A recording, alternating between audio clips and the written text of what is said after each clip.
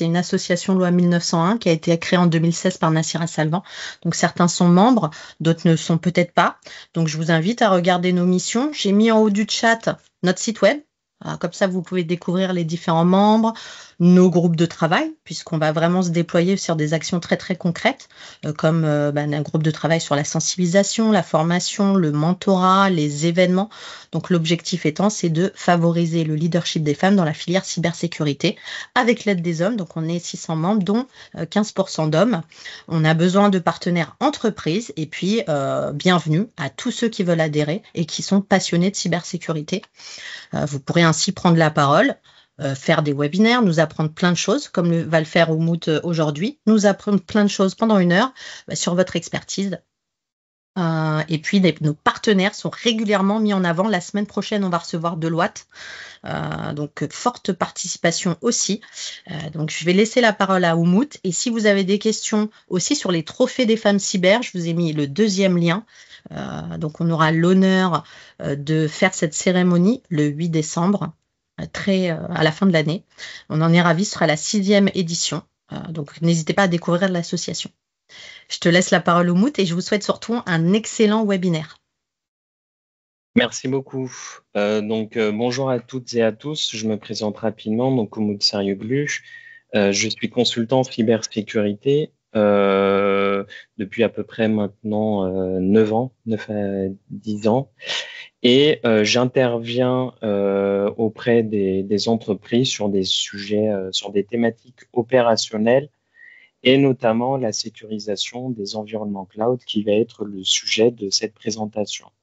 Donc, cette présentation, c'est un partage de mon retour d'expérience de déploiement d'une solution de sécurité qu'on appelle le CNAP auprès d'un groupe bancaire français. Donc, pour commencer, je vais revenir rapidement sur le contexte de la mission, donc le pourquoi de la mission. Ensuite, on rentrera dans le détail de l'exécution de la mission.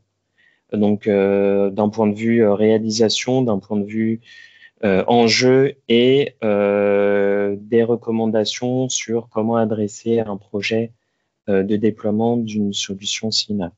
Une synthèse avec quelques principes clés pour adresser efficacement une mission, ou du moins un projet de cette sorte. Et enfin, on passerait aux questions-réponses. N'hésitez pas à écrire sur le chat si y a des problèmes techniques, que ce soit des lags ou problèmes du micro, peu importe. Là, je suis le chat en live, mais je répondrai en tout cas aux questions à la fin de la présentation.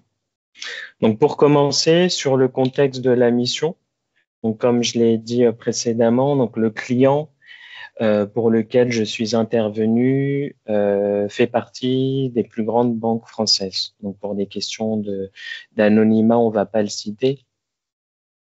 Donc, ce client, depuis quelques années, il opère un programme de migration de son ANC on-prem vers le cloud public. Et dans le cadre de cette migration, il a mis en œuvre un framework de contrôle qui permet de sécuriser l'utilisation de ce service cloud. Ce framework de contrôle, il est composé de 3 types de contrôles. Donc, des contrôles protect qui sont en fait des contrôles de prévention qui vont intervenir donc en amont des déploiements des environnements cloud pour s'assurer que ces environnements-là soient déployés de manière sécurisée. Donc, dit autrement, c'est du hardening. En parallèle de ça, on a des contrôles detect, donc de détection, qui sont là pour s'assurer que les environnements, une fois qu'ils sont déployés, respectent bien la politique de sécurité. Et enfin, troisièmement, les contrôles d'auto-remediate, qui sont des contrôles de remédiation et qui font suite à des détections de non-conformité. C'est-à-dire que le framework de contrôle mis en œuvre par le client s'appuie sur des mécanismes automatiques. Il n'y a pas d'intervention manuelle. L'équipe dans laquelle je suis intervenu, c'est l'équipe de sécurité transverse du groupe qui est en charge de définir les modalités d'application et d'exécution du framework. Dit autrement, c'est l'équipe qui définit un peu les règles du jeu. Ce framework de contrôle, concrètement, comment est-ce qu'il est défini? Par défaut, tous les services cloud sont fermés. Et lorsqu'il y a un besoin d'ouverture d'un service cloud, une analyse de risque est faite. Et à l'issue de cette analyse de risque, on définit du moins des contrôles. Pour mettre en œuvre ces contrôles, le client disposait d'un outil qui a été développé en interne, donc une solution en made, qui vise à déployer les contrôles, détecter les non-conformités et corriger. Donc cet outil, en fait, déployait la totalité des contrôles, protect, detect et auto-remediate. Les besoins du client sont essentiellement au nombre de 4, mais pas que, mais j'ai listé ici les plus importants. Premier besoin, c'est d'avoir une plateforme qui soit cross CSP, puisque le client consommait le cloud public AWS et Azure. Et donc, il fallait une solution qui puisse adresser ces deux fournisseurs. Deuxième besoin, c'est d'optimiser l'application du framework, puisque la solution MED qui avait été développée, bien que puissante, elle n'était pas forcément optimisée pour gagner du temps et derrière les coûts. Troisième besoin, c'est reposer sur l'utilisation d'une solution SaaS, donc développée et mise à disposition par un éditeur et qui serait mise à jour régulièrement par l'éditeur, notamment sur le développement des contrôles detect. Le client, dans un premier temps, ne souhaite pas migrer les contrôles protect et auto-remediate vers la solution Synapse. L'objectif premier, c'est de basculer les contrôles detect et d'évaluer ensuite la pertinence de ces détections. Bien évidemment, il y a peut-être l'idée en tête de basculer toutes les fonctionnalités de la solution on-prem vers la solution SaaS, mais en tout cas, pour l'instant, c'est pas le cas. Et je pense aussi, à titre personnel, que lorsqu'on opère un projet aussi transverse, il vaut mieux y aller étape par étape. Donc, premier périmètre fonctionnel, c'est la migration des contrôles detect, c'est les contrôles, entre guillemets, qui ont le moins d'impact sur la production. Et enfin, dernier besoin, c'est l'amélioration de la posture de sécurité, la gestion des risques, notamment en déployant des fonctionnalités de CSPM et de KIEM. Donc CSPM, on va le voir juste après, mais c'est l'évaluation d'un environnement de sécurité vis-à-vis d'une politique. Donc c'est une évaluation de conformité. Et le KIEM, c'est pour appliquer. Donc c'est un module qui permet de s'assurer qu'on applique correctement le principe du moindre privilège. Donc, pour répondre à tous ces besoins-là, le client a décidé de s'orienter vers une solution Synapse, qui veut dire en fait Cloud Native Application Protection Platform, et on va voir juste après ce qu'est une solution Synapse.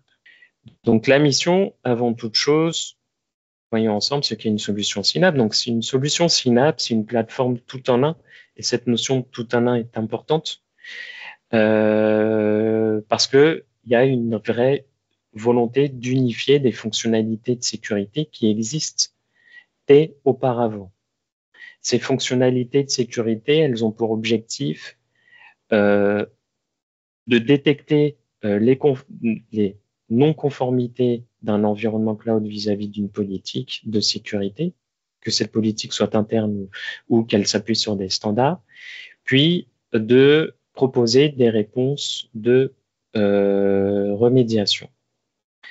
Donc, cette solution Synapse, elle s'appuie sur 3 modules qui sont un peu les piliers de ce que doit être le Synapse. Donc, le CSPM, comme je l'ai dit précédemment, c'est un module d'évaluation de la conformité vis-à-vis des règles internes ou externes.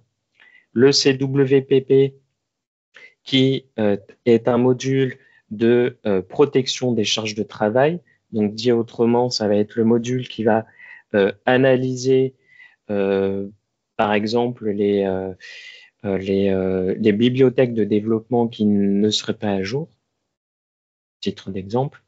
Et troisième module, le QM qui veille à s'assurer qu'on applique correctement le principe du moindre privilège sur les environnements cloud.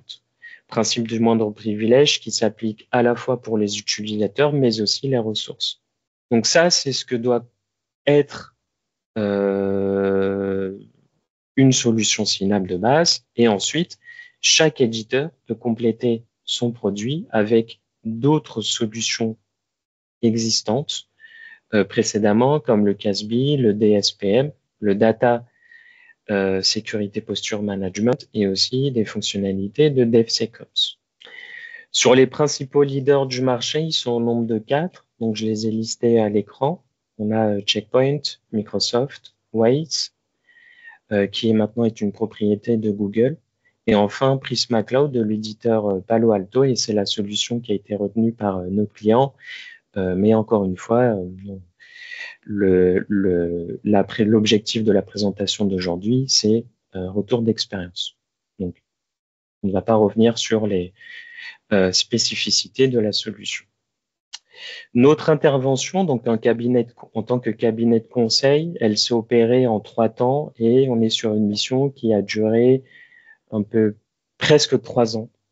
Donc la mission a commencé avec une phase d'étude d'1 an, s'en est suivi la phase de préparation et pour conclure la phase de déploiement. Au sein de l'écosystème du projet, nous étions accompagnés par un éditeur et un intégrateur. Donc l'éditeur qui avait pour rôle d'appuyer le projet pour son expertise fonctionnelle et technique et également sur l'intégration du produit qu'il vend dans le SI du client. Et l'intégrateur qui avait une place un peu plus centrale vis-à-vis de l'éditeur, donc toujours avec cette casquette d'expertise fonctionnelle et technique en complémentarité de l'éditeur. L'intégrateur nous a également accompagnés pour l'implémentation des contrôles, donc des contrôles detect, et la montée en compétence des équipes internes. Voilà. Et donc nous, moi du coup en l'occurrence et d'autres collègues, nous sommes intervenus sur la chefferie de projet. Alors, la phase d'étude. Donc, cette phase d'étude, elle a duré 1 an et elle a commencé par l'évaluation des besoins de sécurité. Donc, cette évaluation, elle a duré à peu près 6 mois et l'objectif, en fait, était d'évaluer les besoins des différentes entités du groupe en termes de sécurité et de les challenger au vu des besoins du groupe dans sa globalité. Donc, dans le cadre de cette évaluation, on a également demandé aux entités quel est leur niveau de maturité et d'adoption du framework de contrôle. Donc, à l'issue de cette activité-là, on a pu établir un rapport de synthèse sur les besoins de sécurité des entités, mais aussi l'adoption du framework de sécurité. En parallèle de cette évaluation de besoins, il y a eu une étude de marché des solutions Synapse.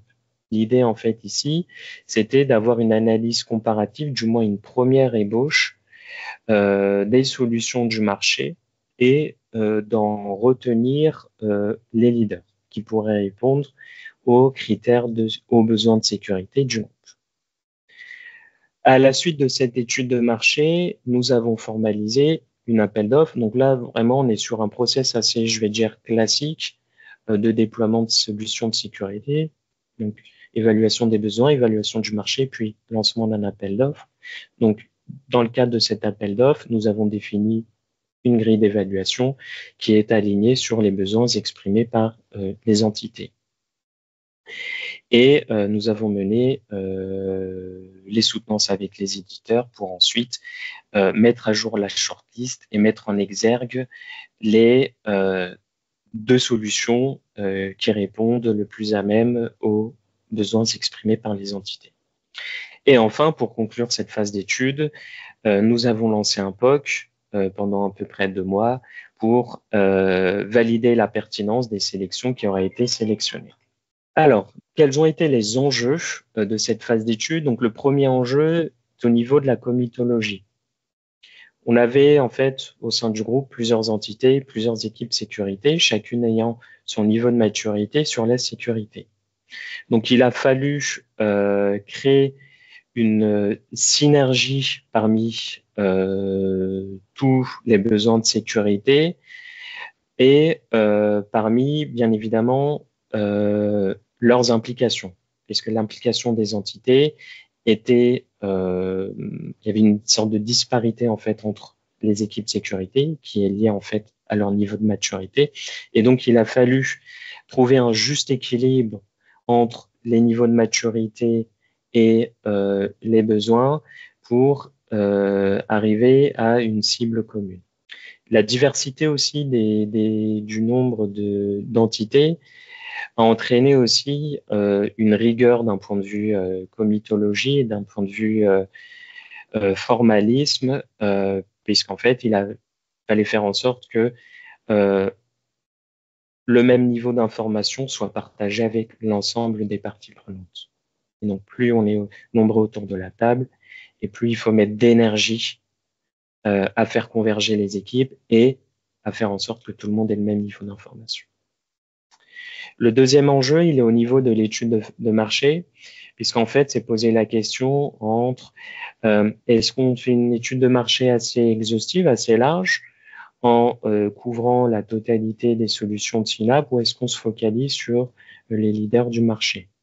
Bon, la décision qui a été prise par le client, c'est d'aller assez vite, sans forcément se précipiter, mais assez vite et ne pas se perdre dans la phase étude. Et donc, il a été décidé de se focaliser sur les leaders du marché. Et parmi ces leaders de marché, il a fallu définir des critères de différenciation qui soient communs et pertinents.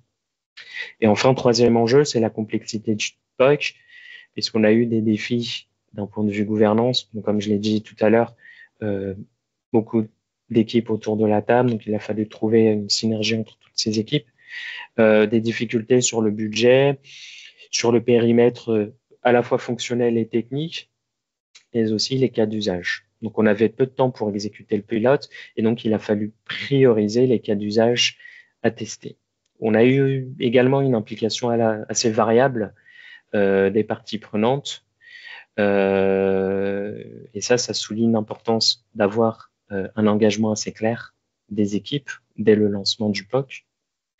Et malgré la recommandation de l'équipe projet d'évaluer à minima 2 solutions, le management a décidé qu'on n'évalue qu'une seule solution pendant ce POC. Alors, mes convictions là-dessus, sur cette phase d'étude, donc pour conclure cette phase d'étude, donc mes convictions, elles sont au nombre de 2. Alors, la première, c'est que il faut prioriser les besoins à l'échelle du groupe. On a eu plusieurs équipes avec chacune ses besoins, et en fait, c'est très difficile de pouvoir répondre à tous les besoins.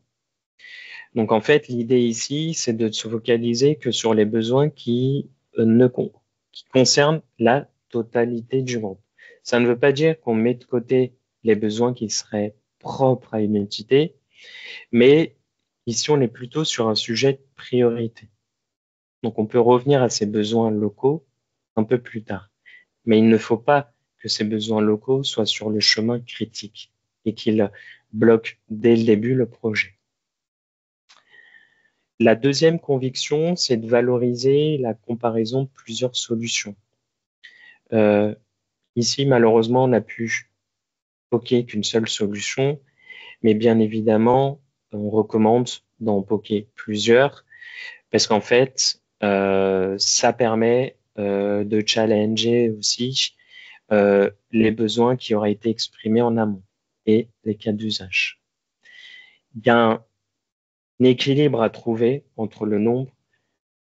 3, je pense que c'est le maximum, et c'est si on a le temps et les équipes pour évaluer ces 3 solutions, mais peut-être que l'idéal, ce serait 2 solutions à poker. La phase de préparation, qui a duré 6 mois, mais qui est, je pense, le cœur d'un projet aussi transverse, parce qu'en fait, elle va définir un peu les règles du jeu de ce qui va suivre. Et plus les fondations sont solides, et mieux on avance par la suite, et mieux on fait face aux imprévus.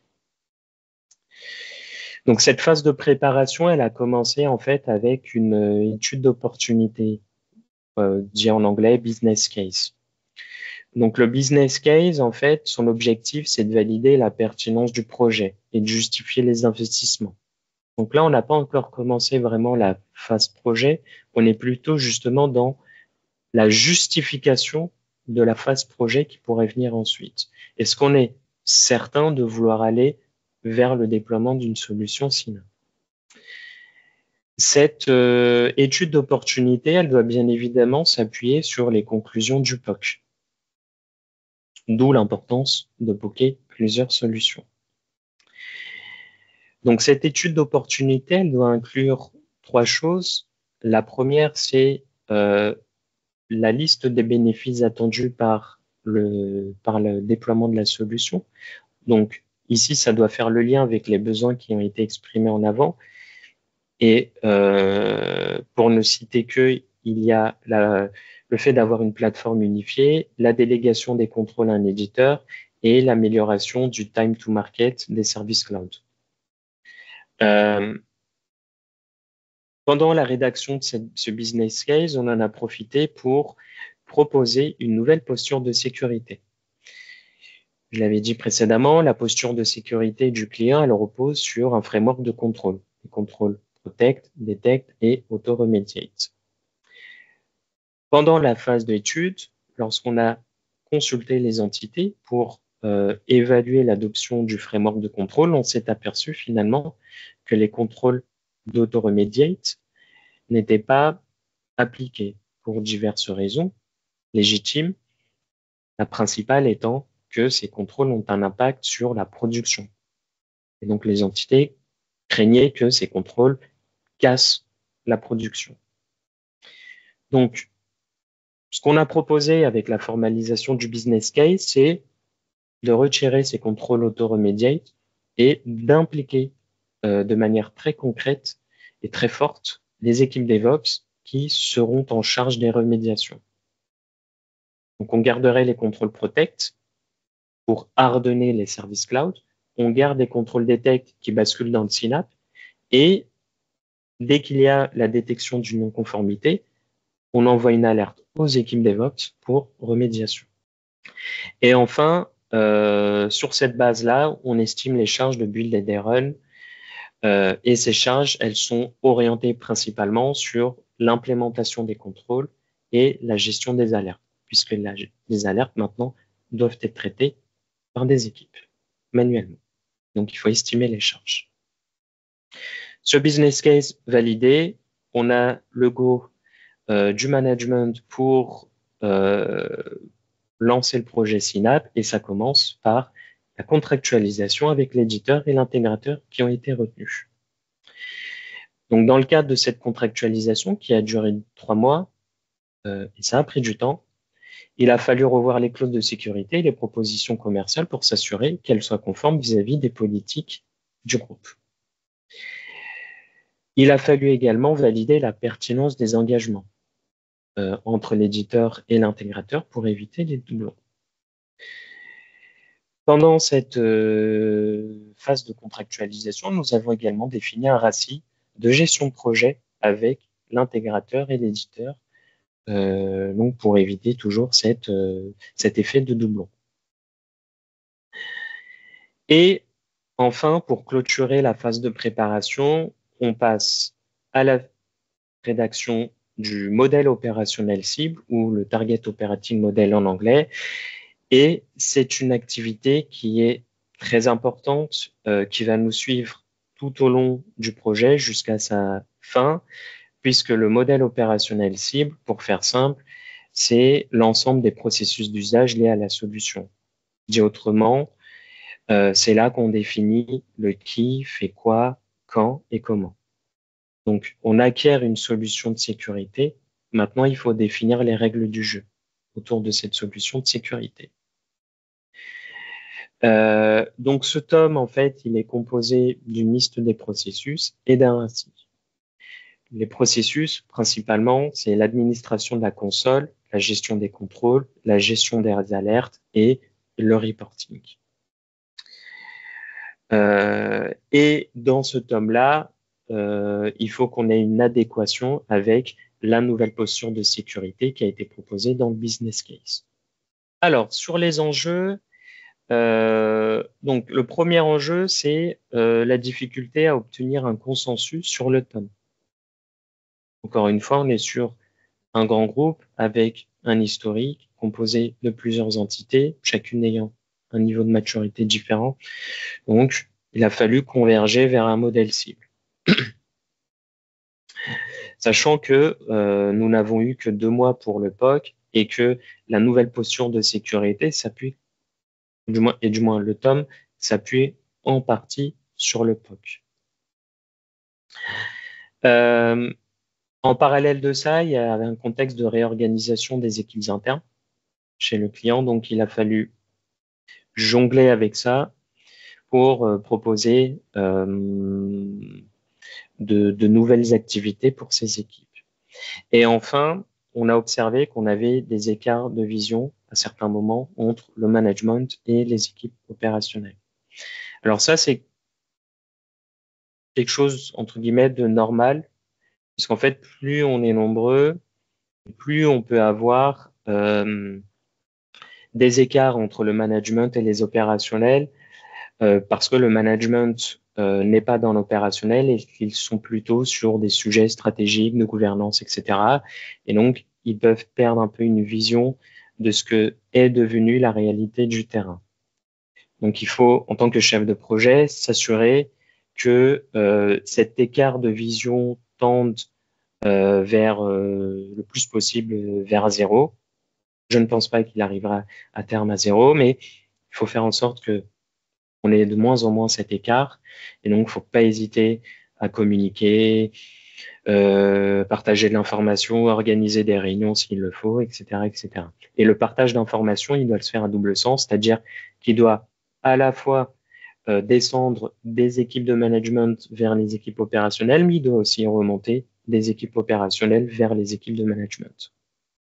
Le deuxième enjeu, c'est qu'on n'avait pas de proposition commerciale commune entre l'éditeur et l'intégrateur, et donc il a fallu challenger 2 offres distinctes. D'où le fait, comme je l'ai dit précédemment, que cette phase de contractualisation, elle a pris du temps, mine de rien. 3 mois pour signer un contrat de prestation avec un éditeur et un intégrateur, c'est long. C'est long et ça retarde le projet, en fait. Ça retarde le lancement de la phase de déploiement. Et enfin, troisième enjeu, là je dirais que c'est un peu de la malchance. Cette phase de préparation qui est essentielle pour la suite du projet, elle a eu lieu pendant la période estivale et il a fallu s'adapter aux absences des équipes, ce qui fait que ça a pris plus de temps que prévu. Alors, nos convictions là-dessus, elles sont au nombre de 3. Donc, la première, c'est bien évidemment d'aligner les parties prenantes pour s'assurer que tout le monde converge vers une vision commune. Donc, cette vision, elle doit être commune entre les entités, mais aussi à l'intérieur même des entités. Puisqu'on, comme je l'ai dit, ce qu'on a pu observer, c'est qu'au sein même d'une équipe, on pouvait avoir des divergences d'opinion. Deuxième conviction, c'est de capitaliser sur les expertises de l'éditeur et de l'intégrateur pour identifier les bonnes pratiques et les usages autour de la solution. Qui mieux que l'éditeur et l'intégrateur pour nous recommander comment utiliser la solution qu'on acquiert. Bien évidemment, il faut que ces usages soient alignés avec les besoins internes, Ça, c'est indéniable. Et enfin, intégrer de la flexibilité dans la roadmap, puisque il y a souvent des imprévus, et donc il faut prévoir une marge de manœuvre pour absorber ces imprévus. Et là, l'imprévu ici, principalement, c'était la contractualisation qui a pris plus de temps que prévu. Dernière phase, c'est la phase de déploiement. Donc j'ai mis 8 mois, et 8 mois, c'est le minimum. On va voir le détail juste après. Alors, cette phase de déploiement, elle a été initiée avec une analyse de risque. Donc, précédemment, on a acheté une solution de sécurité, on a défini les règles du jeu autour de cette solution de sécurité. Maintenant, il faut identifier les risques liés à l'intégration de cette solution dans le SI existant, mais aussi dans les processus existants. Donc, cette analyse de risque, elle a pris un mois, elle a été assez rapide. Et à l'issue de cette analyse de risque, par définition, nous avons identifié les risques et les plans de mitigation associés. Exemple très concret de risque, compromission de la console Synapse et environnement derrière et accès aux environnements cloud. En termes de mitigation, ce qu'on a proposé, c'est un filtrage de la console Synapse pour que cette console, quand bien même elle soit hébergée par un éditeur, l'accès à la console et l'accès derrière aux environnements cloud ne se fasse que sur des IP bien définis. Et on a également revu les permissions demandées par le produit sur les environnements cloud. Par principe, les solutions de sécurité comme celle-ci, comme le Synapse, ont tendance à demander plus de droits que les besoins. Donc là-dessus, nous, ce qu'on préconise, c'est en fait de faire une revue assez régulière de ces permissions et de n'autoriser que les permissions qui soient vraiment nécessaires, qui répondent aux besoins. Bien évidemment, derrière, il y a quand même un impact, notamment de support en cas de bug. On n'est pas à l'abri que du moins l'une des solutions premières soit d'augmenter les permissions, mais quand on fait le ratio entre le côté très permissif versus le nombre de bugs qu'on pourrait avoir liés au manque de permission, je pense que il vaut mieux s'assurer que les permissions mises en œuvre correspondent aux besoins. Okay. Et si jamais ces permissions bloquent le fonctionnement de l'outil, on peut réajuster. Mais ça ne veut pas forcément dire qu'il faudrait ouvrir toutes les permissions. Il y a un équilibre à trouver entre les deux. Donc, une fois qu'on a défini les risques, on a identifié les risques, on a des mitigations, et ces mitigations-là, en fait, elles vont alimenter les spécifications fonctionnelles et techniques, puisqu'on passe à la deuxième étape de la phase de déploiement, qui est la mise en œuvre concrète de l'outil, donc d'un point de vue fonctionnel et technique. Donc là, l'objectif initial, c'était d'avoir une livraison clé en main. Donc, on s'est appuyé sur l'intégrateur et l'éditeur pour leur donner tous les inputs, donc les spécifications fonctionnelles et techniques, et que eux ensuite nous livrent la solution de clé en main, pour qu'on n'ait pas en interne à les appuyer sur la configuration de l'outil. Donc, cette livraison clé en main, elle s'opère de différentes manières. Donc, il y a eu l'intégration ESI et l'interconnexion avec les environnements cloud, le paramétrage de la console et la synergie avec le SI, par exemple le SSO, le déploiement des contrôles, Detect, et la formalisation de guides de remédiation pour les équipes DevOps. Donc là, la livraison clé en main, elle n'est pas que technique, elle est aussi, on va dire, fonctionnelle et un peu de gouvernance, parce qu'en fait, puisque les DevOps vont être amenés à procéder aux remédiations, il faut que ces équipes, elles soient formées, qu'elles sachent quoi faire. Il ne faut pas qu'elles soient formées au produit Synapse en tant que tel. Mais il faut qu'elle puisse comprendre les alertes Synapse et qu'elle puisse réagir en conséquence.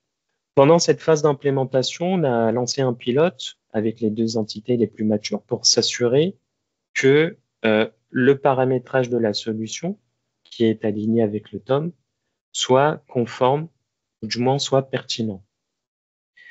Donc les équipes sécurité de ces 2 entités les plus matures, elles ont participé à la qualification des alertes et au réajustement des contrôles, ce qu'on appelle le fine-tuning. Puisqu'en fait, ce qu'on a observé, c'est que les contrôles, quand on les active, ils peuvent, dans un premier temps, avoir tendance à remonter des faux positifs. Ça, c'est normal. Il faut apporter du contexte sur ces contrôles. Et c'est justement cette phase de fine-tuning, ou de réajustement.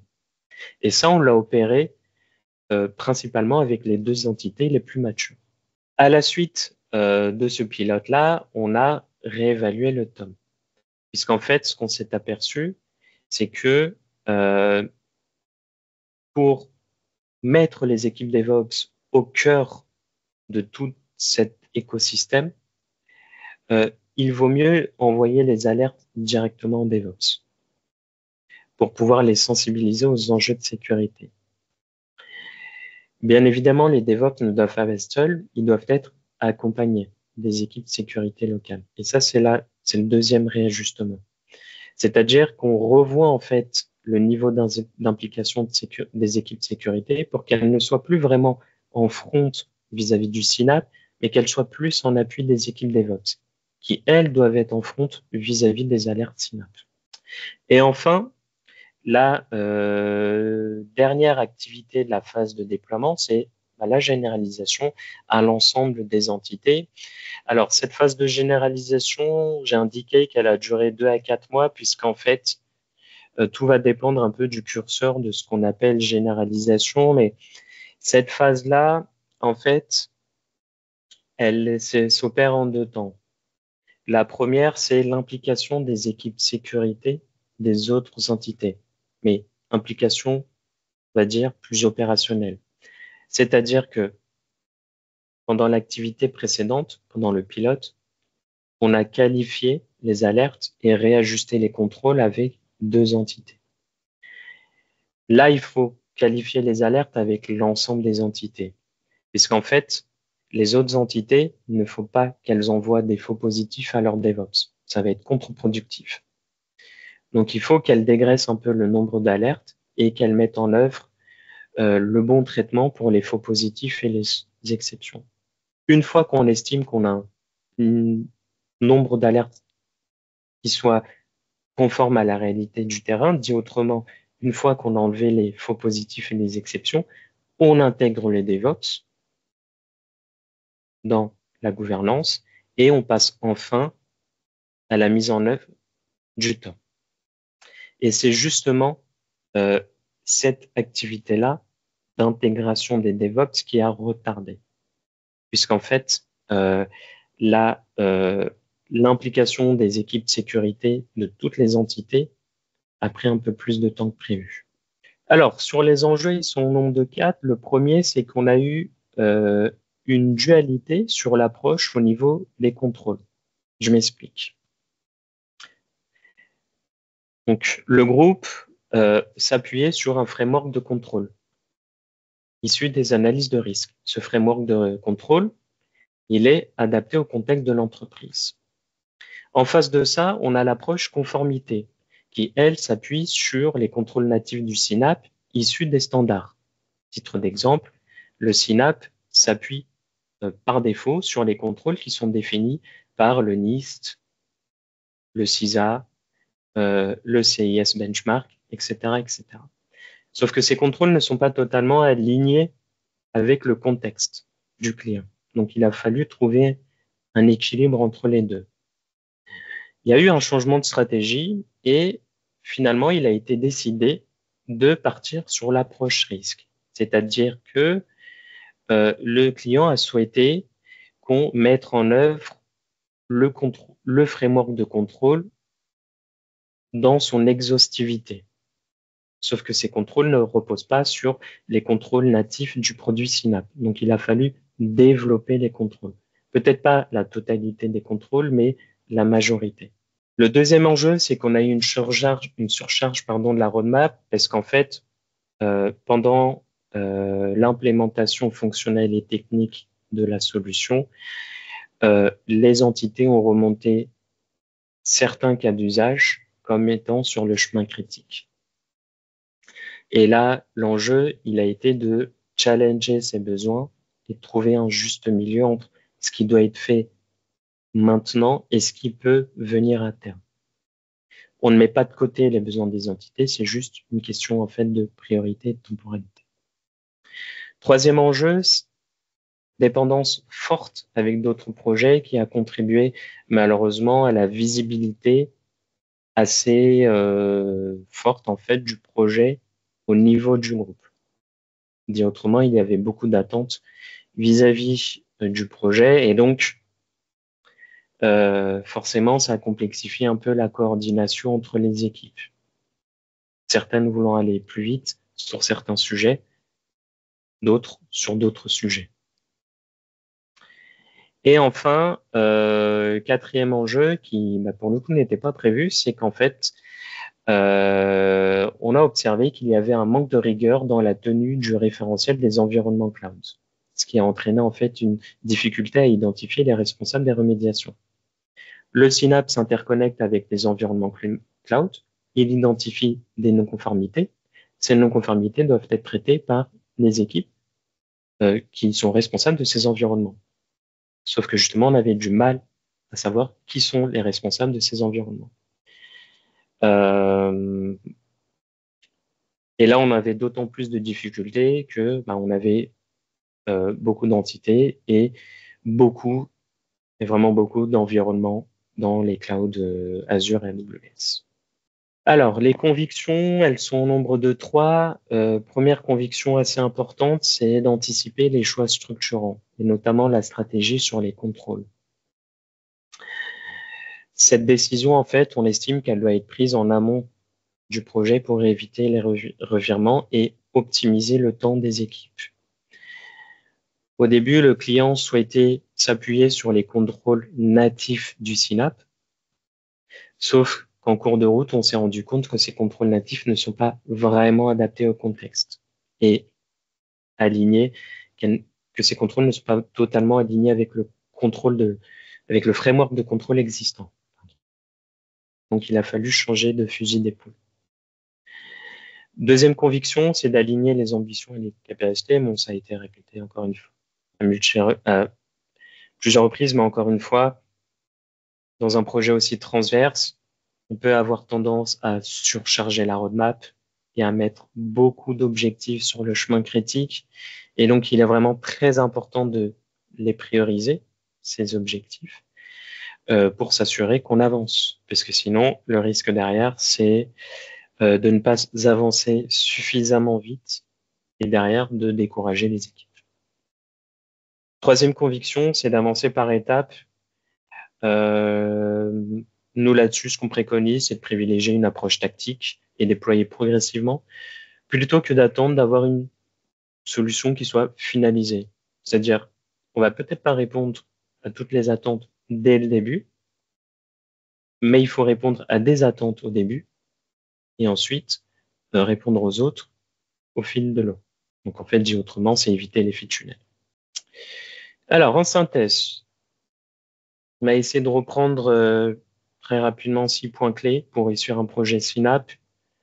Mais plus globalement, ça peut aussi être adapté à un projet transverse. Premier point clé, c'est d'avoir une convergence, donc revenir aux fondamentaux partagés par toutes les parties prenantes pour éviter de surcharger la roadmap et éviter qu'un besoin local ne devienne une vraie priorité et qu'elle bloque l'avancée du projet. Deuxième point clé pour réussir un projet Synapse, c'est de faire preuve de pragmatisme et de prioriser les actions concrètes qui font avancer le projet plutôt que les actions qui sont importantes, mais qui ne contribuent pas au côté opérationnel. Par exemple, la comitologie. Je l'avais dit pendant la phase études, on a passé beaucoup de temps sur la comitologie, les aspects de gouvernance. Sauf que c'est pas forcément ce qui fait avancer le projet, en fait. Il faut adresser ces points-là, mais il faut trouver un juste milieu en termes d'énergie. Troisièmement, faire preuve de réalisme pour aligner les ambitions du projet avec les capacités réelles des équipes, notamment pendant les périodes estivales, pendant les périodes de réorganisation des équipes, parce que sinon on crée du stress et des frustrations. Et sur un projet transverse qui dure longtemps, quand même presque 3 ans, c'est très important de garder la mobilisation des équipes. C'est important, mais c'est compliqué. Donc, il faut éviter de surcharger mentalement les équipes avec des ambitions où on sait qu'en fait, on ne les atteindra pas au début.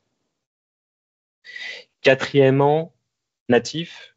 Bon, c'est un terme peut-être un peu qui porte à confusion, mais l'idée, c'est de trouver un juste équilibre entre les besoins internes et les capacités natives de la solution. J'ai dit tout à l'heure sur les contrôles, mais pas que, mais principalement les contrôles. On a un framework existant qui n'est pas totalement conforme avec les standards. Il faut trouver un juste milieu. Puisqu'en fait, sinon, on se retrouve sur un modèle qui est très personnalisé, qui pourrait ne pas être supporté par l'éditeur. Et on risque de perdre du temps. Cinquièmement, les itérations, ça a été dit précédemment, privilégier le déploiement d'une première version, même partielle, plutôt que d'attendre d'avoir une version finalisée qui pourrait retarder l'adhésion et qui pourrait même finalement ne jamais arriver. Et enfin, dernier message, un peu plus léger, mais c'est de garder son optimisme et d'accepter l'absence de gain immédiat sur un projet aussi structurant sans perdre l'élan collectif. Donc ça, c'est très important puisque le projet aussi structurant est très long. Et donc, c'est très important de garder l'énergie collective et l'élan collectif. Voilà, c'est tout pour moi. Donc, on va passer aux questions. Alors, je vais commencer par les questions sur le chat. Alors, on a une première question.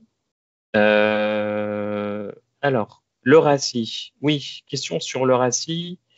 L'Eurasie, c'est le document. Alors, on va y revenir. Donc, l'Eurasie, c'est le document qui va définir en fait les responsabilités de chacune des équipes. Donc, en fait, c'est une liste de tâches et pour chacune de ces tâches, on définit qui fait quoi. Donc, quelle équipe est dans la réalisation, quelle équipe est dans la validation, quelle équipe est consultée et quelle équipe est informée. Terme RACI. Oui. Cela représente combien de personnes pour ce projet, en fait? Accompagner combien de personnes? Ouais, bonne question. Je vais afficher la slide sur l'écosystème. Voilà. Alors, sur la chefferie de projet, on a été 3 au sein de mon cabinet.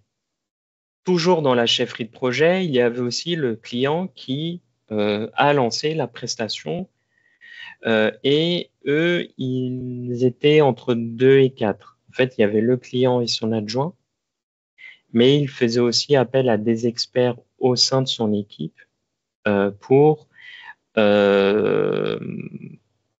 la partie adoption du framework de contrôle et sa mise en œuvre. Dit autrement, le client s'est appuyé sur trois experts de son équipe pour en tant que relais avec les entités qui sont responsables de l'application du framework de contrôle au sein de leur direction. Ça, c'est sur la chefferie de projet. Côté éditeur, on était sur une équipe entre 3 et 4. Pareil côté intégrateur. Et ensuite, on avait chez chacune de ces équipes des référents sécurité. entre 1 et 3.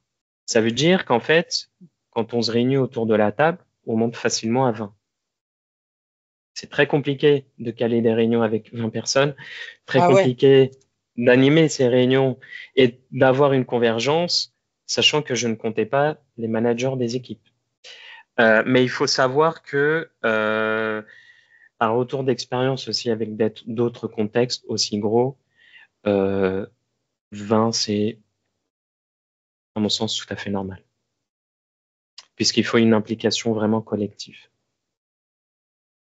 Deuxième question, l'intégration est-elle compliquée? Alors, l'intégration de la solution en tant que telle, d'un point de vue technique, dans le SI, pas vraiment. Bien évidemment, il y a quelques couacs, quelques coquilles. Euh, c'est pas lié à la solution qui a été retenue, ça c'est tout à fait normal dans un projet d'intégration. Non, ce qui a été vraiment compliqué dans l'intégration, mais au sens très large, c'est en fait le déploiement des contrôles. Puisqu'en fait, on a changé notre fusil d'épaule en cours des routes et qu'on s'est dit finalement, ah, mais ce qu'on veut mettre en œuvre, c'est le framework de contrôle qui existe. Donc, il a fallu que l'éditeur et l'intégrateur s'approprient ces contrôles-là et qu'ensuite, ils les développent dans la console. C'est ça, à mon sens, la complexité de l'intégration a été sur ce volet-là. Combien de DevSecOps pour remplacer l'autoremédiation? Alors, très bonne question. La réponse, en fait, il va pas y avoir de réponse simple, puisqu'en fait, tout va dépendre de l'importance du projet. Quand on est sur un projet critique, il vaut mieux avoir une force de frappe assez importante, dès lors que le Synapse remonte une non-remédiation. Donc, il faut avoir du monde dans l'équipe. Et à l'opposé de ça, si on est sur une application moins critique, on peut se permettre d'avoir un certain temps de prise en compte de l'alerte qui peut aller jusqu'à quelques jours ou quelques semaines. Tout va dépendre aussi de la criticité de l'alerte. Donc, criticité de l'application et criticité de l'alerte. Mais généralement, on dépassait pas les 5 DevOps par application. Hein. Et d'ailleurs, on pouvait très bien avoir des DevOps, des DevSecOps mutualisés par application. Tout va dépendre en fait de l'organisation. Là où nous sommes intervenus, globalement, on avait des DevOps par appli. Mais je sais que dans d'autres organisations, on a une équipe de DevOps centrale qui est chargée de livrer ce que demande le métier. Lors de la customisation des contrôles, est-ce qu'il y avait du côté du client une base de données de requêtes SQL ou est-ce que tout a été fait from scratch? On est parti de zéro. En fait, ce qu'il avait le client, c'est la liste des contrôles, c'est-à-dire les exigences. Par exemple, un contrôle, ça va être de s'assurer que le TLS 1.1 pardon, est désactivé. Ça, c'est un contrôle, c'est une exigence. Et donc, il faut développer du code RQL pour aller faire cette vérification sur les environnements cloud. Et ce développement, il a été opéré par l'intégrateur et le développeur. Alors, ils se sont appuyés sur les contrôles natifs du produit Synapse, puisque les contrôles natifs du produit Synapse reposent sur des requêtes RQL. Mais finalement, dans la majorité des cas, il a fallu partir de zéro. Et après, beaucoup de temps. Merci beaucoup, hein, en tout cas, pour tous les messages de remerciements. Ça me fait très plaisir. N'hésitez pas si vous avez d'autres questions. Je ne sais pas si vous aviez entendu parler des solutions Synapse. c'est le nouveau, on va dire que c'est un peu la nouvelle tendance, la nouvelle techno en termes de sécurisation d'environnement cloud. Historiquement, on avait eu CSPM, KIEM, CWPP, on avait eu aussi un peu de CASB, mais toutes ces solutions-là opéraient un peu de manière indépendante. On n'avait pas en fait de synergie entre tous ces produits. Et c'est là qu'est né le Synapse en fait, et dont l'objectif c'est de créer une synergie, mais c'est pas une somme de modules. Il y a vraiment une synergie entre les modules. C'est à titre d'exemple, euh, le CWPP va identifier une vulnérabilité sur un asset et va s'appuyer sur les autres modules pour savoir si cet asset est critique. Si cet asset est critique, la réactivité n'est pas la même que si l'asset est moins critique.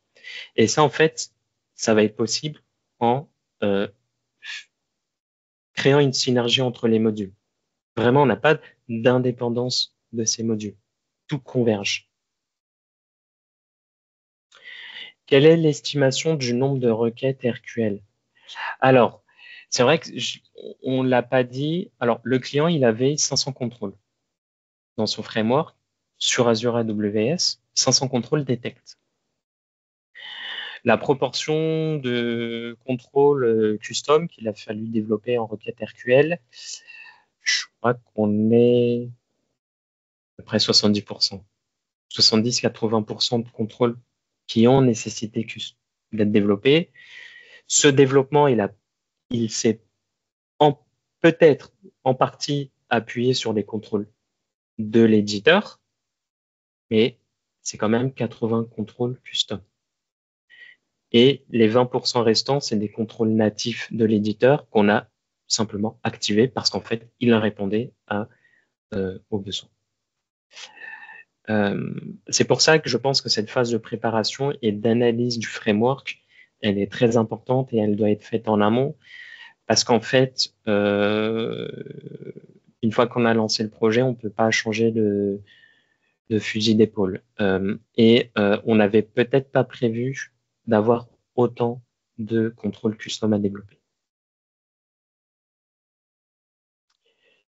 Merci beaucoup, Oumout. Alors, il y a une dernière question. Est-ce que le Synapse, du coup, tu m'as appris à le prononcer, parce que moi, je disais le CNAPP, tu vois, fait de la discovery d'assets, ou bien il faut le connecter à une CMDB?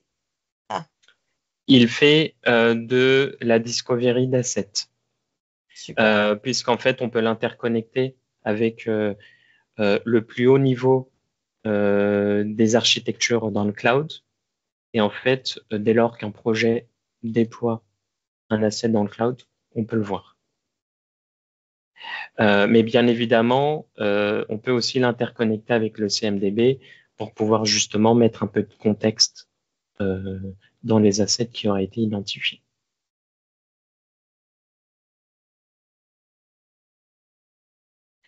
Eh ben super, on est arrivé au terme. Merci beaucoup, Oumout, tout le monde te Très bien. remercie. C'était très intéressant, Je très t'en prie, je instructif. vous en prie. Je mets fin à Merci à vous. l'événement et je vous souhaite une bonne après-midi sous cette chaleur écrasante. Oui. À bientôt. Salut. Au revoir.